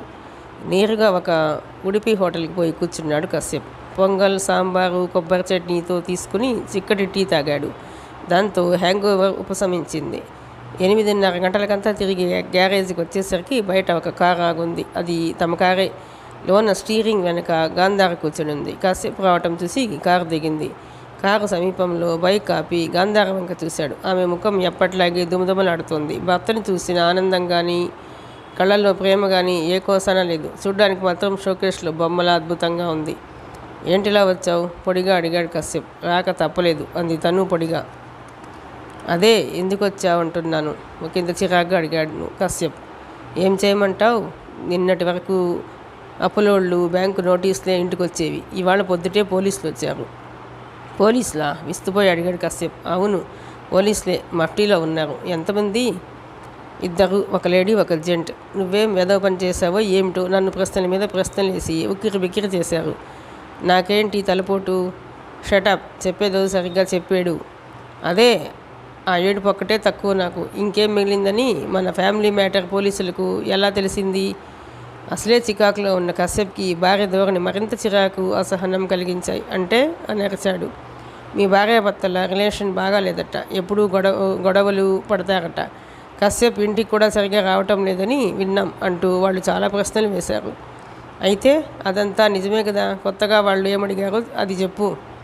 మీ గ్యారేజ్ మీద ఆదాయం బాగుందా? నిన్న సాయంత్రం కశ్యప్ ఎక్కడున్నాడు? రాత్రి ఎన్ని గంటలకు ఇంటికి వచ్చాడు అంటూ నిజం చెప్పమని నిలదీశారు. నువ్వేం చెప్పావు? ఉన్నదే చెప్పాను. నిన్న సాయంత్రం ఇంటికి వచ్చి నాతో గొడవపడి వెళ్ళిపోయావని చెప్పాను. రాత్రి ఇంటికి రాలేదని గ్యారేజ్లోనే పడుకుంటామని చెప్పాను. అయినా మన ఇంటికి పోలీసులు రావటం ఏమిటి? ఇంటికి రాకుండా ఎక్కడున్నావు? సర్లే, ఇంటికి వస్తే నరకం చూపిస్తున్నావు చాలదా? నా వరకు గ్యారేజ్ పదిలం, అందుకే ఇక్కడే ఉండిపోయాను. అవునులే, తప్పంతా నాదేనంటావు. పోలీసులు ఇంటికి వచ్చారంటే ఖచ్చితంగా ఏదో చేసే ఉంటావు. నిన్న నాకు 8 లక్షలు ఇచ్చినప్పుడే సందేహించాను. నిజం చెప్పు కశ్యప్, రాత్రి ఎక్కడికి వెళ్ళావు, ఏం చేశావు? తను నిలదీస్తున్న గాంధారను చూస్తుంటే ఒళ్ళు మండిపోయింది కశ్యప్కి. పైగా వీధిలో ఓకే ఇంటికి వెళ్ళిపో అంటూ కూల్గా బైక్ దిగి గ్యారేజ్ తలుపులు తెరిచాడు. ఆ మాటతో గాంధార ముఖం వివర్ణమైంది. ఆమె కళ్ళు కశ్యప్ను దోషిగా చూస్తున్నాయి. అయితే నా అనుమానం నిజమేనన్నమాట. చివరికి నేరాలు చేసి నీతో పాటు నన్ను కూడా జైల్లో కూర్చోబెట్టాలని చూస్తున్నావా? ఇంతకు దిగజారిపోతావు అనుకోలేదు. ఇది ఓ బతికేనా అంది కోపంగా. ఆ మాటలకు బలవంతంగా కోపాన్ని అదుపు చేసుకున్నాడు కశ్యప్. షటప్ అని అరచాడు. Just shut up. ఇంకొక మాట మాట్లాడితే ఇప్పటికిప్పుడు ఏం చేస్తానో నాకే తెలియదు. అసలు నా గురించి ఏమనుకుంటున్నావే నువ్వు? నీ కళ్ళకి నేరస్తుడిలా కనిపిస్తున్నానా? నేనేంటో ఎలాంటి వాడినో తెలియని ఓ జడ పదార్థం నా పెళ్ళామైనందుకు ఇప్పటికే సిగ్గుపడుతున్నాను. మరింత సిగ్గుపడేలా చేయకు. వీధిలో 10 మంది వింటారన్న ఇంగితం కూడా నీకు లేదు. పో, నీకో ఇల్లు ఇచ్చాను, పోయి ఇంట్లో ఉండు, వెళ్ళు అని కసురుకున్నాడు. అంతే, మరొక మాట కూడా మాట్లాడలేదు గాంధార. చూపులతోనే కశ్యప్ను కాల్ చేస్తున్నట్టు చూస్తూ కారెక్కి దడాలన డోర్ మూసింది. రుసరుసలాడుతూ కారు స్టార్ట్ చేసుకుని వెళ్ళిపోయింది. గాంధార వెళ్ళిపోగానే ఆమె విషయం పక్కన పడేశాడు కశ్యప్. ఎందుకంటే ఇక ఆమె విషయంలో తను చేయగలిగింది ఏమీ లేదు. ఆమె మారదు. పోతే క్రైమ్ బ్రాంచ్ వాళ్ళు ఇంటి వరకు వెళ్ళారంటే ఇప్పుడో కాసేపటికు తన కోసం గ్యారేజ్కి వచ్చే అవకాశం ఉంది. వాళ్ళతో చాలా ప్రమాదం. రాత్రి లోకల్ పోలీసుల్ని ఏమార్చినంత సులువుగా వీళ్ళని ఏమార్చలేడు. ఏ చిన్న క్లూ చిక్కినా అనుమానాస్పదంగా, ఏది వాళ్ళ కంటపడ్డా తను చిక్కుల్లో పడినట్టే. అర్జెంటుగా వ్యాన్ని శుభ్రం చేసేయాలి. క్షణం కూడా ఆలస్యం చేయలేదు కశ్యప్. బైక్ తీసుకెళ్ళి లోన పెట్టేశాడు. డోర్స్ క్లోజ్ చేసి బోల్ట్ వేసేశాడు. కార్లు, బైకులు, వాటర్ సర్వీస్ చేసే ప్లాట్ఫామ్ గ్యారేజ్ రైట్ కార్నర్లో ఉంది. వ్యాన్ స్టార్ట్ చేసి ప్లాట్ఫామ్ ఎక్కించి ఆపాడు. ఎందుకైనా మంచిదనే ఉద్దేశంతో బ్యానెట్ ఎత్తి ముఖ్యమైన 3 వైర్లు పీకేసి మూశాడు. తర్వాత మోటార్ ఆన్ చేసి వాటర్ స్ప్రే చేసే గన్తో వ్యాన్ కడగటం ఆరంభించాడు.